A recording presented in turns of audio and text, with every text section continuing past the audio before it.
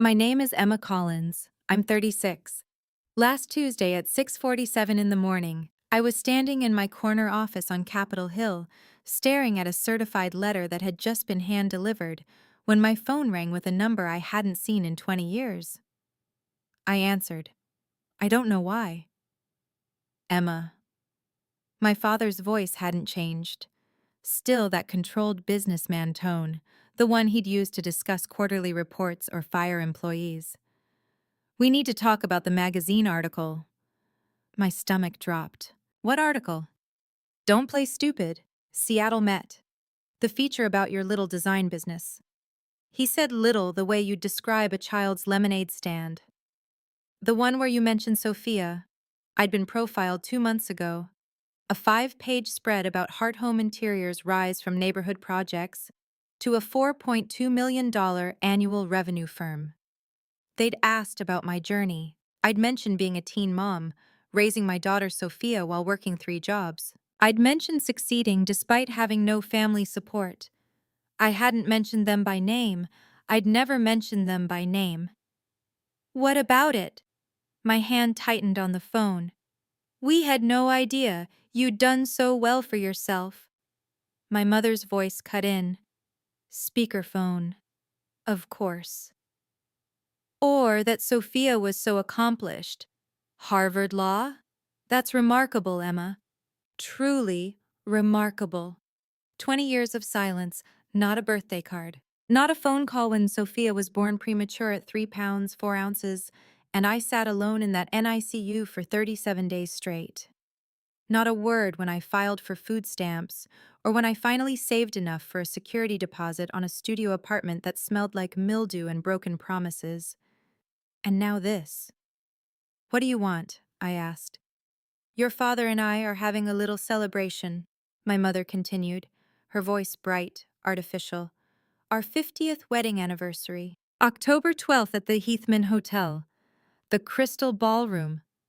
We'd love for you to come. And bring Sophia, of course. We'd very much like to meet our granddaughter. The word hit me like a physical blow. Granddaughter. The same daughter they'd legally erased from existence when I was 16 years old and 6 months pregnant. You disowned me, I said quietly. You had papers drawn up, notarized. I have them. They specifically state that you're terminating all parental rights and that any child born to Emma Collins would have no claim to the family estate or the Collins name. Silence. Then my father cleared his throat. That was a long time ago, Emma. Your mother and I were angry. You were so young and you'd made such a reckless choice. I was raped. My voice came out flat. I'd said it once before, the night they kicked me out. They hadn't believed me then, either. At a party I wasn't supposed to be at, by a college boy whose name I never knew. Emma, please? My mother's voice turned sharp. We're trying to extend an olive branch here. We made mistakes. You made mistakes. But Sophia, well, she turned out wonderfully despite everything, didn't she? Harvard Law. That's Collins' genes showing through. My face burned so hot I could feel my pulse in my teeth. Despite everything, I repeated. You mean despite being raised by a single mother you called a whore? Despite growing up in apartments where the heat didn't work? Despite wearing thrift store clothes to school while Logan and Olivia got new cars for their 16th birthdays? Now you're being dramatic, my father cut in. We're offering you something here, Emma. A chance to be part of this family again, to have Sophia know her heritage, and frankly, it would mean a great deal to have her at the anniversary party. The mayor will be there, several city council members, our pastor. It would show everyone that our family is strong, united, successful. There it was, the real reason. They didn't want me. They wanted the optics, the Harvard Law granddaughter they could parade around like a trophy they'd won instead of a child they'd tried to erase. And if I say no? Then you say no, my father replied smoothly. But the trust does mature this year, Emma. Your grandmother's estate, $3, $8 million, to be divided among her living descendants. The lawyers are finalizing everything in December. I'd hate for there to be any complications. My blood went cold. I was legally disinherited. You made sure of that. Well, his voice took on a careful tone. There might be some flexibility there. If you were to, say, participate in family events, show good faith, we could petition to have those old documents set aside, water under the bridge and all that. I looked out my window at the Seattle skyline. 22 employees counted on me. We had 14 active projects worth $1.3 million. I'd built this from nothing. From sketching kitchen layouts on napkins at 2 a.m. while Sophia slept in her car seat next to me because we were living in my Honda Civic. I need to think about it, I said.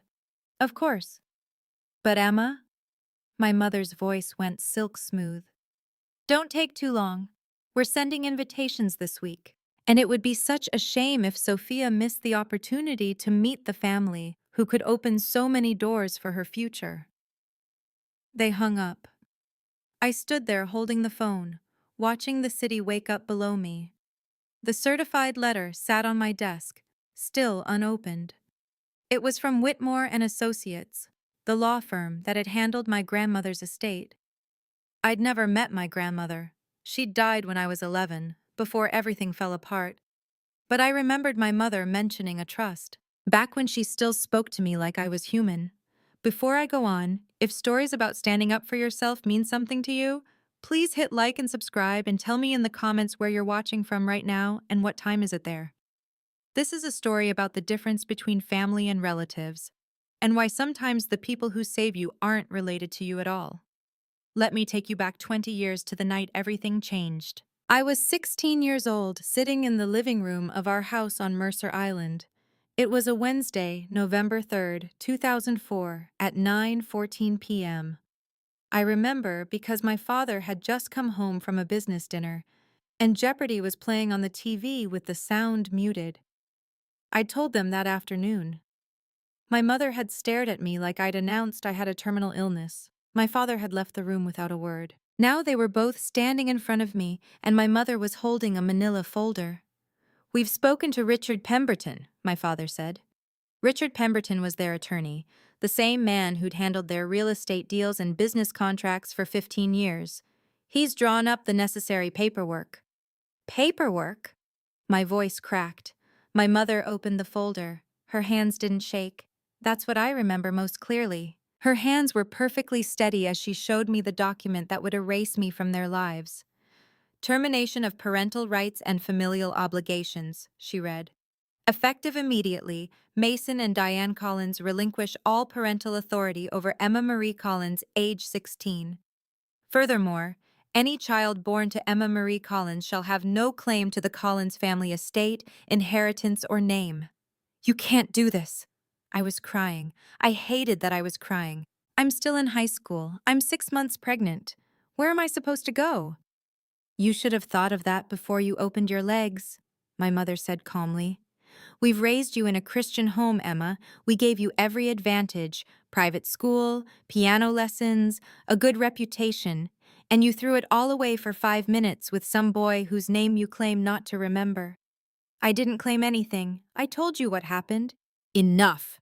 My father's voice cut through the room like a blade. "Sign the paper, Emma, or we'll have you declared an unfit mother and take the baby ourselves. Put it up for adoption with a proper family." My hands shook as I signed. I had no choice. No money, no car, no place to go. I signed because I thought if I cooperated, maybe they'd soften. Maybe in a few days they'd change their minds. They didn't. That night, my father handed me $300 in cash and told me I had until morning to pack one bag and leave. Logan, my older brother, watched from the top of the stairs. He was 19, home from college for the week. He didn't say anything, just watched. Olivia, my younger sister, was 14. She stood at her bedroom window as I walked down the driveway at 11:42 p.m. with a duffel bag and nowhere to go. I could see her silhouette in the glass, backlit by her desk lamp. She didn't wave, she just watched. I walked for 3 blocks before I realized I was heading toward Charlotte Reeves's house without meaning to. Charlotte was our neighbor. 73 years old, retired from teaching 3rd grade for 40 years. She had a garden that bloomed year-round somehow, even in Seattle rain. Roses and jasmine, and something purple I never knew the name of. I knocked on her door at 11:58 p.m. When she answered, I said, "I'm sorry, I didn't know where else to go." She pulled me inside without a word, made me tea with honey, put a blanket around my shoulders, and then she said the words that would save my life. "You can stay here as long as you need to, sweetheart. You and the baby both." I lived with Charlotte for 9 months. She was there when Sophia was born on February 14th, 2005, at 4:22 a.m. Held my hand through 19 hours of labor. Drove us home from the hospital in her ancient Buick that smelled like lavender sachets and peppermint. Charlotte helped me apply for WIC and food stamps. Helped me study for my GED, while Sophia slept in a bassinet next to the kitchen table. Helped me fill out applications for community college when I was ready. "You're going to do something beautiful with your life," she told me one night when Sophia was 3 months old and I was so exhausted I couldn't see straight. "I can feel it, Emma. You're going to build something that matters." She died 7 years ago. Heart attack in her sleep, quick and painless. I found her when I came over for our Sunday morning coffee. She was 87. At her funeral, I was the only one who stood up to speak. I told the sparse crowd about the night she took me in, about the 9 months she gave me when my own parents couldn't, about how she taught me that family isn't about blood, it's about who shows up. What I didn't know, that day in the funeral home, was that Charlotte had been planning for this moment. Had been planning for 7 years, actually. Collecting evidence, recording conversations, preparing for the day my parents would try to come back. Back in the present, I opened the certified letter from Whitmore and Associates. It was brief, professional. "Dear Ms. Collins, we represent the estate of Charlotte Marie Reeves. We have documents that pertain to you and would like to schedule a meeting at your earliest convenience. Please contact us within 10 business days. Regards, Thomas Whitmore, Esquire." I called the number, made an appointment for that Friday. In the meantime, my father called twice more. My mother sent flowers to my office. $300 arrangement of white orchids with a card that read, "Looking forward to October 12th. With love, Mom and Dad." I threw them away. Logan called on Thursday. I almost didn't answer, but curiosity got the better of me. "Emma." His voice was different, older, tired. "I heard they invited you to the anniversary party." "You heard correctly." "Are you going?" "I don't know yet." Silence. Then, "I should have said something. That night, I should have told them they were wrong. But you didn't." "No." He exhaled slowly. "I didn't. I was 19 and scared of Dad, and that's not an excuse, but it's the truth. Olivia and I watched you leave. We didn't do anything." "Why are you calling, Logan?" "Because they're doing this for show. You know that, right? The anniversary party is going to have 200 people, the mayor, half the city council. They want Sophia there so they can tell everyone their brilliant granddaughter is going to Harvard Law. They're going to pretend they've been involved in her life all along." "I know. And you're still considering going?" I looked at the letter from the law firm sitting on my desk. "I have my reasons." "Be careful, Emma. They're not people who give without taking something bigger in return." He hung up. I sat there thinking about Sophia. She was 19 now. Sophomore at Harvard. Pre-law. She'd worked 2 jobs through high school while maintaining a 4.0 GPA. She'd earned every scholarship herself. She knew the story of her grandparents, had known since she was old enough to ask why we never visited them on holidays. She'd never asked to meet them. Not once. Friday came. I drove to Whitmore and Associates' office on 4th Avenue downtown. Thomas Whitmore was 60-something, with kind eyes and a firm handshake. "Ms. Collins, thank you for coming." He gestured to a chair. "I'll get right to it. Charlotte Reeves left specific instructions about documents to be delivered to you upon your parents' contact after her death." My breath caught. She knew they'd contact me? She predicted it, yes. She kept very detailed records. He opened a file. "Charlotte began documenting your situation in 2004, shortly after you moved in with her. She had security cameras installed on her property. She recorded the night you arrived, November 3rd, 2004, at 11:58 p.m., 16 years old and 6 months pregnant. He turned his laptop toward me. The footage was grainy, black and white, but clear enough. There I was, standing on Charlotte's porch with my duffel bag, crying. She also recorded several conversations with your parents over the years. Here's one from 2006. He clicked play. My father's voice filled the room. We don't appreciate you inserting yourself into our family affairs, Charlotte. Emma made her choices. Charlotte's voice, firm and steady. She was a child. You threw her out with nothing. She's not our concern anymore. Then you won't mind that I'm helping her, and you won't mind that I'm keeping records of all of this, just in case. The recording ended. Thomas Whitmore pulled out a manila envelope, thick with papers. Charlotte left you these. She wanted you to have them before any potential legal proceedings involving your grandmother's estate. I believe your parents may attempt to exclude you from the inheritance distribution. They already have, I said quietly. They made me sign away my rights when I was 16. Signed under duress by a minor, likely unenforceable, but Charlotte anticipated that argument too. He slid the envelope across the desk. Take your time, read everything, and when you're ready, we can discuss your options. I took the envelope home, waited until Sophia was at the library studying, poured myself a glass of wine I didn't drink, opened the envelope. On top was a letter.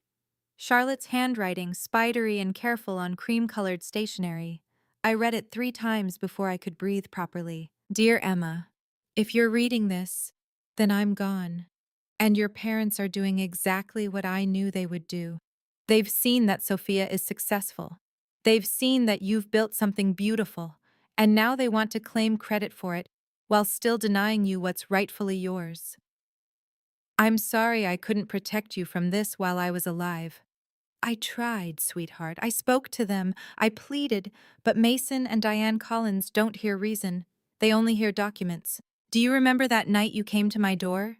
You said, I didn't know where else to go. I told you that you could stay as long as you needed. I meant it then. I mean it now. Even though I'm gone, I'm still here for you. The original disinheritance document from 2004 is with Thomas Whitmore. I asked Richard Pemberton's assistant for a copy in 2006, told her I was helping you apply for college aid and needed documentation of your emancipation. She didn't question it. That document proves your parents forced you to sign away your rights as a minor.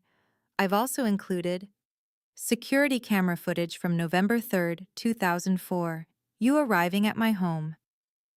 Recording of your father threatening to take Sophia for adoption, November 3rd, 11:16 p.m., when he called my house looking for you.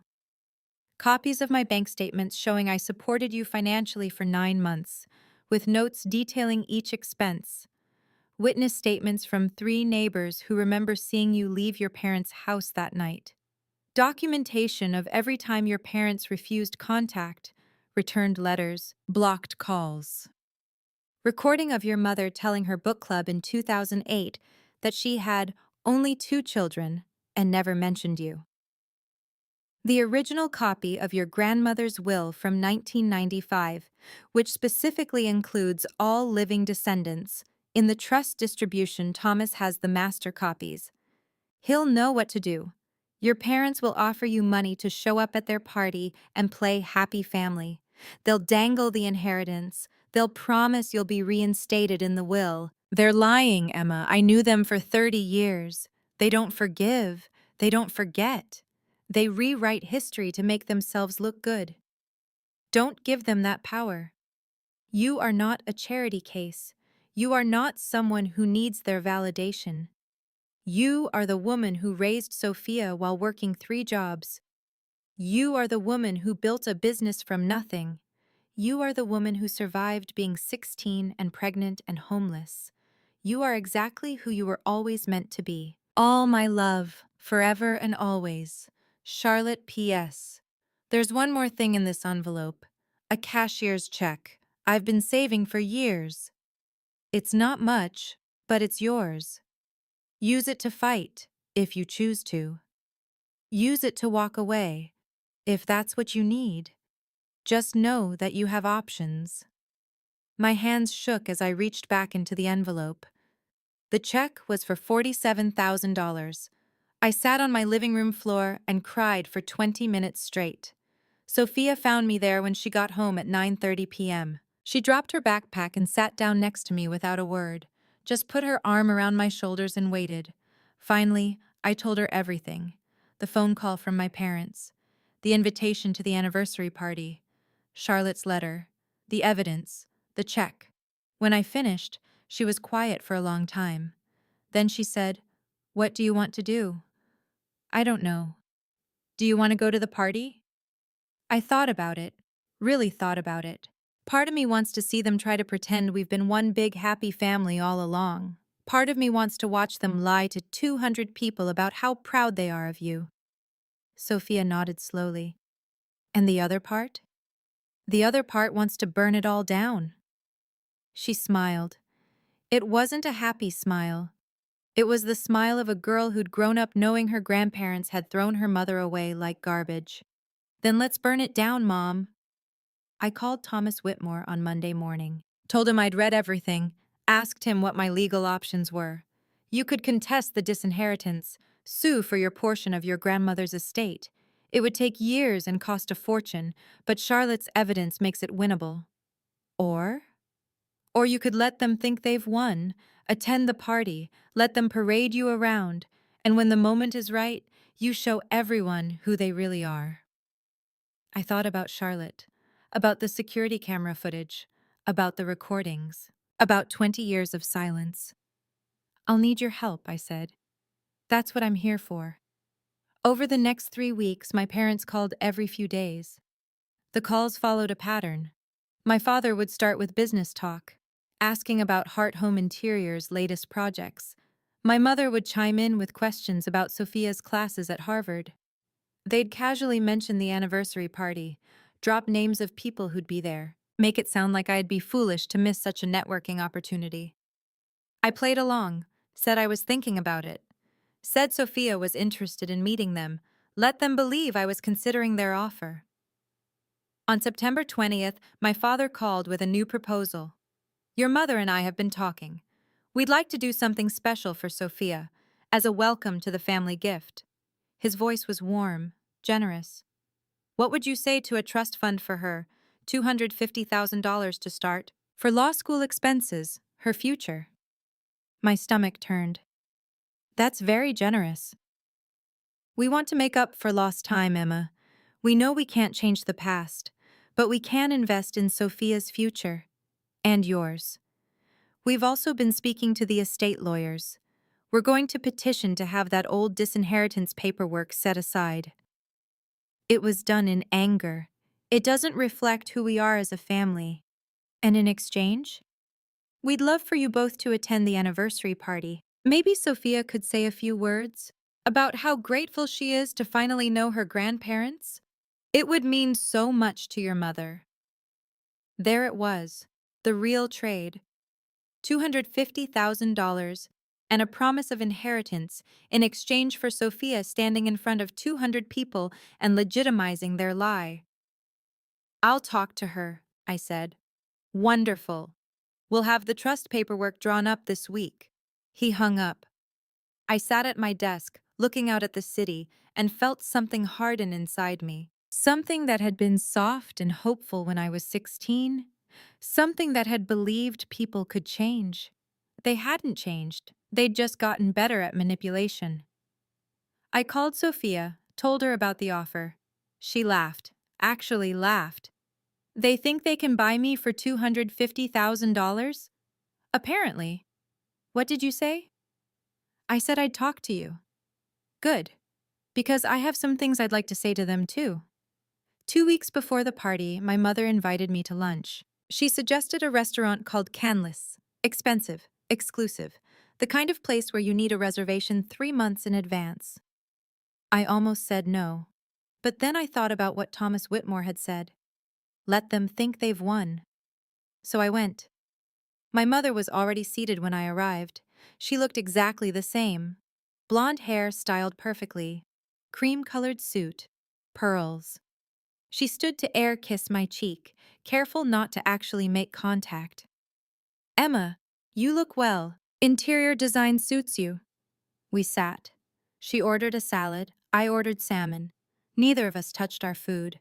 Your father and I are so pleased you've agreed to come to the party, she said. And bringing Sophia, that's just wonderful. She's going to be the star of the evening.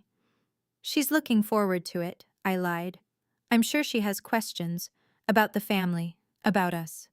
We'd love to have her over for dinner beforehand, just the four of us, your father and I, you and Sophia, so we can get to know her properly before the party. She's very busy with school. Of course, we understand. Harvard is demanding. My mother took a sip of water. You know, Emma, I've been thinking a lot about the past, about what happened when you were younger, and I want you to know we did what we thought was best at the time.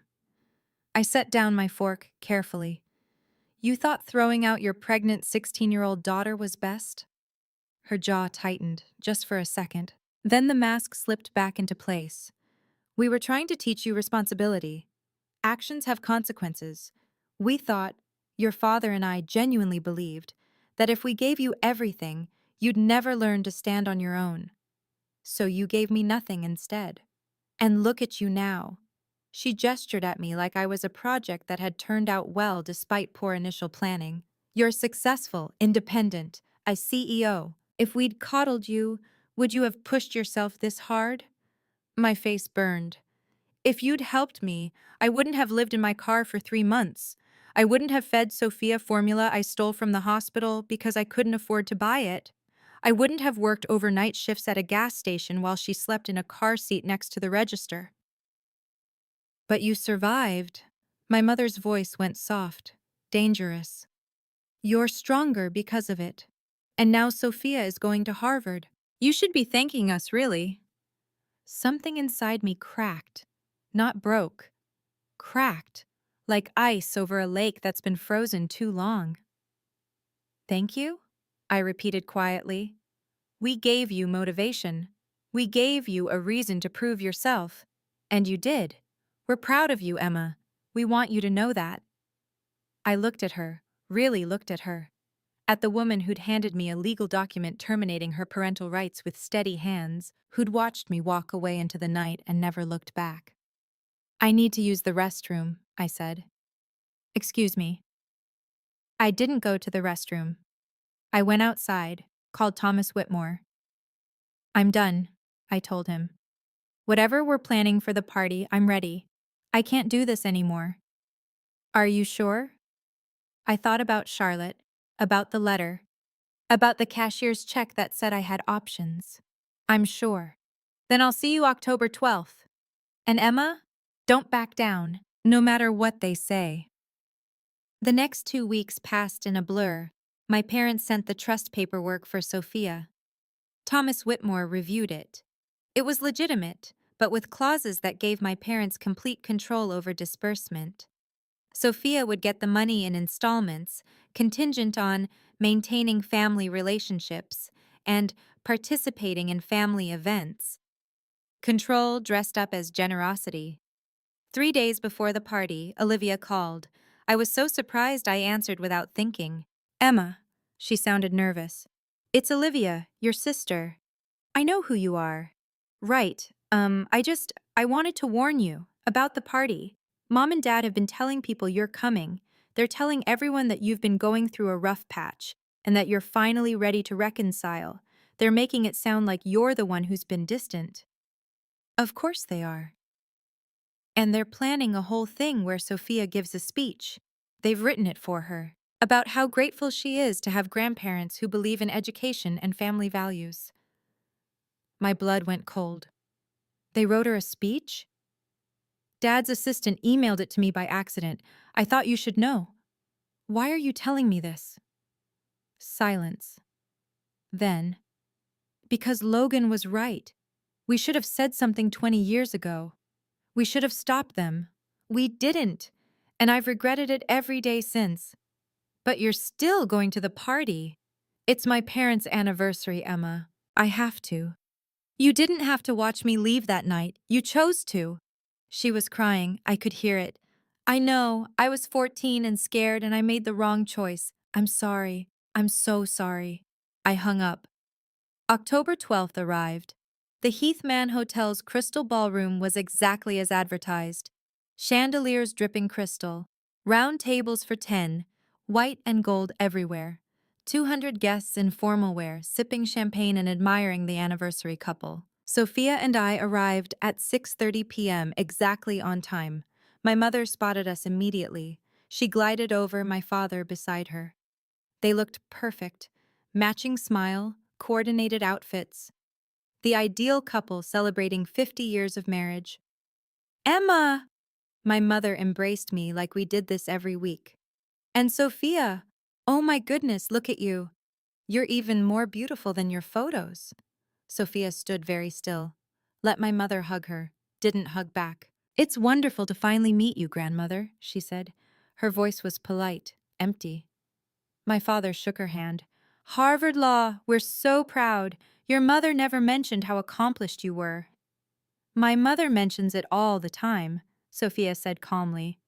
To people who've actually been in my life. My mother's smile froze for just a second. Then she laughed.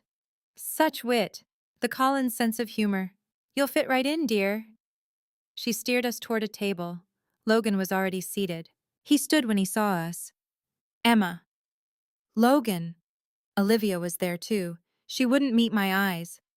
We have a special program planned, my father announced to the table. Some speeches, some tributes. We'd love for you to say a few words, Sophia, about how happy you are to be part of the family. I'd be happy to, Sophia said. My mother beamed. We sat through dinner. Conversations swirled around us. The mayor stopped by to congratulate my parents. A city council member made a joke about their longevity being proof that true love exists. My mother introduced me to her book club friends as our daughter Emma, the successful interior designer.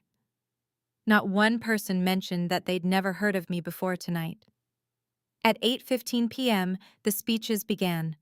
The mayor went first, talked about my parents' contributions to the community, their charitable work, their strong family values. A college friend of my father's spoke about their friendship spanning 4 decades. Mentioned my parents' dedication to raising wonderful children. Then my father stood, walked to the microphone, cleared his throat. 50 years ago today, I married the love of my life. He smiled at my mother. She dabbed at her eyes. We've built something beautiful together. A family, a legacy, 3 children who make us proud every single day. 3 children.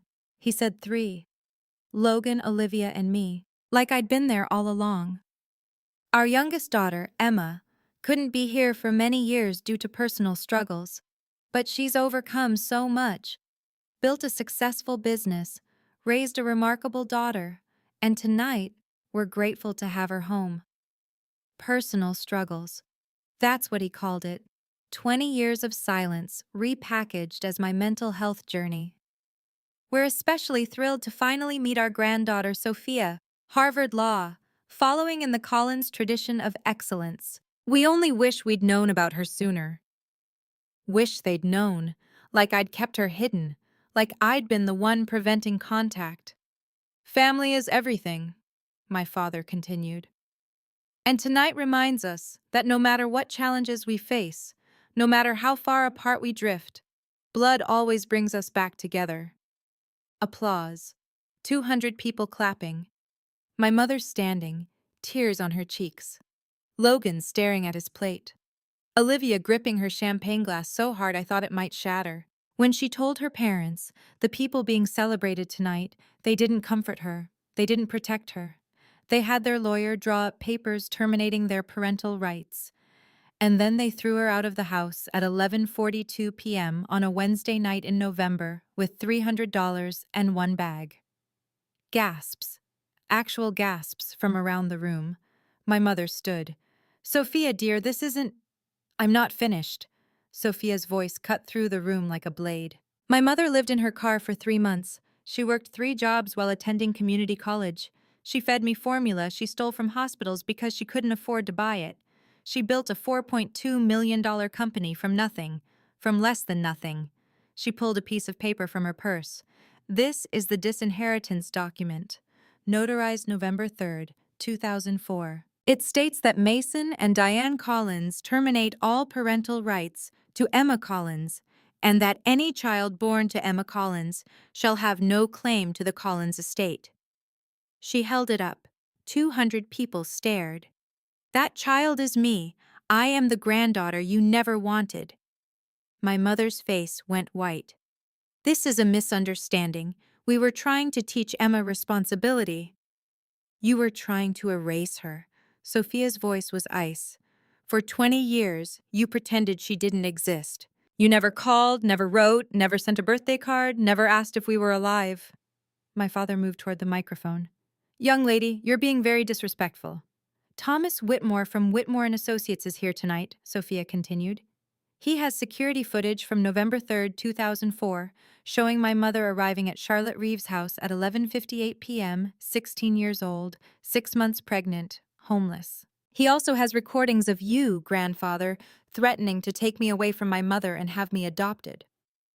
The room was dead silent. We also have documentation that you invited us here tonight under false pretenses. You offered me $250,000 and promised to reinstate my mother in the family trust. But the trust paperwork gives you complete control over disbursement contingent on us maintaining family relationships. You didn't want a granddaughter. You wanted a trophy you could parade around to make yourselves look good. I stood up, walked to the microphone. Sophia stepped aside but stayed close. My father's face was red. Emma, I think you and Sophia should leave. You're clearly not well. I'm not leaving. I pulled out my phone. I'm going to play something first. This is a recording from 2006. Charlotte Reeves, the neighbor who took me in, recorded this conversation with my father. I hit play. My father's voice filled the room through the ballroom's speakers. We don't appreciate you inserting yourself into our family affairs, Charlotte. Emma made her choices. She was a child. You threw her out with nothing. She's not our concern anymore. I stopped the recording. Charlotte Reeves died 7 years ago, but before she died, she collected evidence, footage, recordings, witness statements, bank records showing she supported me financially for 9 months, documentation of every time you refused contact, every returned letter, every blocked phone call. My mother grabbed my father's arm. We should go. Not yet. I looked at the crowd, at the mayor, at the city council members, at the pastor. I didn't come here for revenge. I came here for truth. These people spent 20 years telling everyone they had 2 children, 3 when it was convenient. They erased me legally, financially, and socially. And when they saw that I'd succeeded anyway, when they saw that I'd raised a daughter who got into Harvard despite having nothing, they tried to claim credit for it. My father's jaw clenched. You're taking this out of context. We were young parents. We made mistakes. You made choices. My voice was steady, calm. You chose your reputation over your daughter. You chose your comfort over my survival. You chose pride over love. And now you're choosing to lie about it rather than admit what you did. You ungrateful. My father caught himself, looked around at the watching crowd. After everything we've offered you tonight, the trust fund for Sophia, the reinstatement in the will, we're trying to make things right. By buying me off, by making me pretend for your guests that we're a happy family, by having Sophia give a speech you wrote about how grateful she is to have grandparents who value education and family. I turned to the crowd. They never valued family. They valued image. The mayor stood up, started to leave, then 3 more couples, then a whole table. My mother's voice went shrill. You're ruining everything. We're trying to do the right thing and you're being vindictive. I'm being honest. I looked at my father. You stood up here and told 200 people that I was gone for 20 years due to personal struggles. You told them you wished you'd known about Sophia sooner. You rewrote history, to make yourself the loving grandparents who were kept away by a troubled daughter. We were trying to protect you, my mother whispered. Your reputation. If people knew, if people knew I was raped, if people knew I was homeless, if people knew your Christian values disappeared the second they became inconvenient. I felt tears on my face, but my voice stayed steady. I don't need your protection. I needed it 20 years ago. I don't need it now. Thomas Whitmore stood from his table. For the record, I have all the documentation Ms. Collins mentioned. It's been submitted to the probate court handling the estate of Alice Collins, Emma's grandmother. Based on the evidence, Emma has a valid claim to her portion of the $3.8 million trust. The disinheritance document was signed under duress by a minor and is likely unenforceable. My father turned to him. You're her lawyer. This is a conflict of interest. I'm executing the final wishes of Charlotte Reeves, who anticipated this exact scenario and left Emma the evidence she'd need to fight back. Thomas's voice was calm, professional. The court date is December 14th. You'll receive formal notice this week. I looked at Logan. He was crying, actually crying. I'm sorry, Emma, he said. I should have stopped them. Olivia stood, walked over to me. I'm sorry, too. I was a kid, and I was scared, but that's not an excuse. I'm sorry. I nodded. Didn't say it was okay. Because it wasn't. Then I took Sophia's hand. We're leaving now. As we walked toward the exit, my father called out, Emma, you walk out that door, you get nothing. We'll fight this in court. We'll make sure you never see a penny. I stopped, turned around. I don't want your money, Dad. I never did. I wanted you to love me enough to choose me over your pride. But you couldn't do that 20 years ago, and you can't do it now. We left. Behind us, I could hear my mother sobbing, could hear the murmur of 200 guests realizing they'd witnessed something that would be gossip for years, could hear someone say, I can't believe they actually threw her out. Sophia and I walked through the hotel lobby, out into the October night. It was raining, soft Seattle rain. Mom? Sophia's voice was small. Are you okay? I took a breath. Let it out slowly. Yeah, I am. Did you mean it? About not wanting their money? Every word. She hugged me, right there on the sidewalk in the rain. Good. Because you didn't need it. You never needed them. We drove home, ordered pizza, watched bad reality TV in our pajamas. And for the first time in 20 years, I felt the weight of their rejection lift off my shoulders. 6 months later, the court ruled in my favor. Thomas Whitmore presented Charlotte's evidence, and the judge invalidated the disinheritance document. I received my portion of my grandmother's trust, $1.3 million after taxes and legal fees. I put half of it into a college fund for Sophia, used part of it to establish a scholarship at community college for single mothers pursuing business degrees, donated $100,000 to a shelter for homeless teens. The rest I invested back into Heart Home Interiors. We expanded, hired 10 more employees, opened a second office. My parents tried to call twice. I didn't answer. Logan and Olivia reached out. We met for coffee a few times. It was awkward, painful, but they were trying, and that mattered. 3 weeks ago, I visited Charlotte's grave, brought jasmine flowers, sat on the wet grass and talked to her like she was still here. You were right, I told her. About all of it. They didn't want to make amends. They wanted control. And if I'd given it to them, I'd still be that 16-year-old girl standing on your porch with nowhere to go. The wind moved through the trees, sounded almost like her voice, like she was saying, I know, sweetheart, I know. If you're watching this and you've ever been told that you have to forgive family because they're blood, I want you to hear this. You don't owe forgiveness to people who aren't sorry. You don't owe relationship to people who only want you when you're useful. And you don't owe silence to people who hurt you just to protect their feelings. Some doors should stay closed, not because you're bitter, not because you can't let go, but because opening them again would cost you the peace you fought so hard to build. My name is Emma Collins. I'm 36 years old. I'm the CEO of a company I built from nothing. I'm the mother of a daughter who's everything I dreamed she could be. And I'm the woman who learned that the family you choose is worth more than the family you're born into.